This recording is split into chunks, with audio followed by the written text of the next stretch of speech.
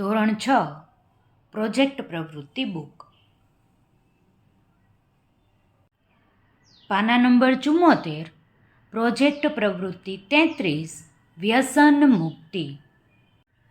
વ્યસન કરવાથી થતું નુકસાન વિષયના ચિત્રો, નાના વાક્યો, સૂત્રો તૈયાર કરો. વ્યસન મુક્તિ માટે રેલીનું આયોજન કરો. વ્યસન દૂર કરવા અંગેના પ્રયાસ કરો. તમારા દ્વારા વ્યસન મુક્તિનું પોસ્ટર તૈયાર કરી શાળામાં તેમજ જાહેર સ્થળે લગાવો. અહીં ચિત્રો અને સૂત્રોની યાદી તૈયાર કરો.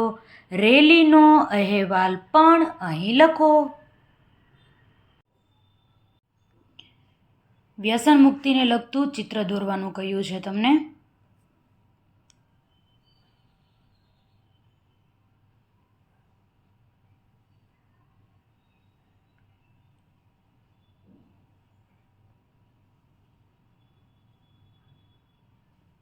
ચિત્રને તમે સમજી શકતા હશો. સિગરેટ પીવાની ના પાડે છે. સિગરેટ પીવાથી ફેફસાને અસર થાય છે, મગજને અસર થાય છે, હૃદયને અસર થાય છે અને હાડકાં પણ ભાંગી જાય છે. ટૂંકમાં કેન્સર થવાની શક્યતા વધી જાય છે. તમે તમારી રીતે વ્યસન મુક્તિનું કોઈ પણ ચિત્ર દોરવું હોય તે દોરી શકો છો.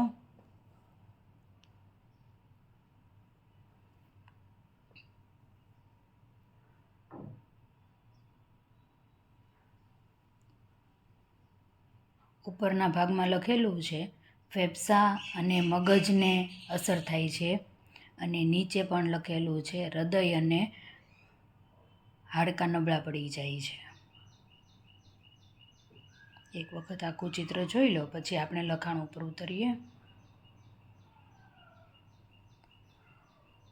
તમને જેવું આવડે એવું આનાથી અલગ ચિત્ર પણ તમે દોરી શકો છો. આગળ જોઈએ. વ્યસન મુક્તિને લગતા સૂત્રો. બીડી નરકની સીડી.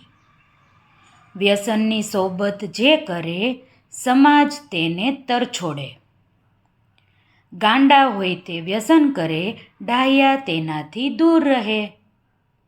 નશાને છોડો, ઘરને જોડો. વ્યસન મુક્તિને લગતા બીજા સૂત્રો પણ તમે શોધીને લખી શકો.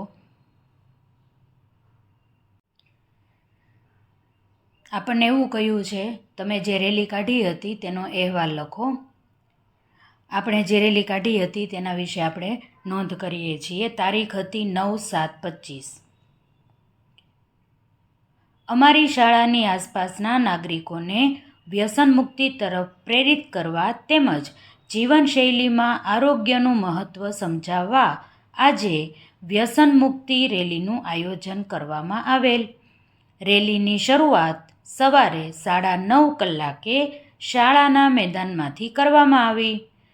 શાળાના આચાર્ય શ્રી દવે સાહેબ દ્વારા રેલીનું ઉદ્ઘાટન કરવામાં આવ્યું. રેલીમાં શાળાના તમામ શિક્ષકો, વિદ્યાર્થીઓ અને મોટા ભાગના વાલીઓ પણ જોડાયા હતા. શાળાથી આગળ વધીને ચોક પાસે થોડું મેદાન હતું. ત્યાં શાળાના વિદ્યાર્થીઓ દ્વારા વ્યસન મુક્તિની જાગૃતિના ભાગરૂપે સરસ નાટક રજૂ કરવામાં આવ્યું. શાળાની સ્કાઉટ ગાઈડની દીકરીઓ દ્વારા વ્યસન મુક્તિના પોસ્ટર તૈયાર કરવામાં આવ્યા હતા, જે રેલીનું મુખ્ય આકર્ષણ બની ગયું હતું. વિવિધ સૂત્રો દ્વારા જનજાગૃતિ લાવવા સખત પ્રયત્નો કરવામાં આવ્યા. અમારી શાળાની દીકરી કિરણ દ્વારા વ્યસન છોડો ગીત રજૂ કરવામાં આવ્યું હતું. રેલી પૂર્ણ થઈ શાળાએ પરત આવ્યા બાદ શાળાના શિક્ષક શ્રી જાની સાહેબે તમામ વાલીઓને વ્યસન મુક્તિની પ્રતિજ્ઞા લેવડાવી. તમામ વાલીઓએ પોતાના મિત્ર વર્તુળમાં પણ વ્યસન મુક્તિ અંગે જાગૃતતા ફેલાવવાનો સંકલ્પ કર્યો. વ્યસન મુક્તિ રેલી દ્વારા નાગરિકોને સકારાત્મક જીવન જીવવાની પ્રેરણા મળી.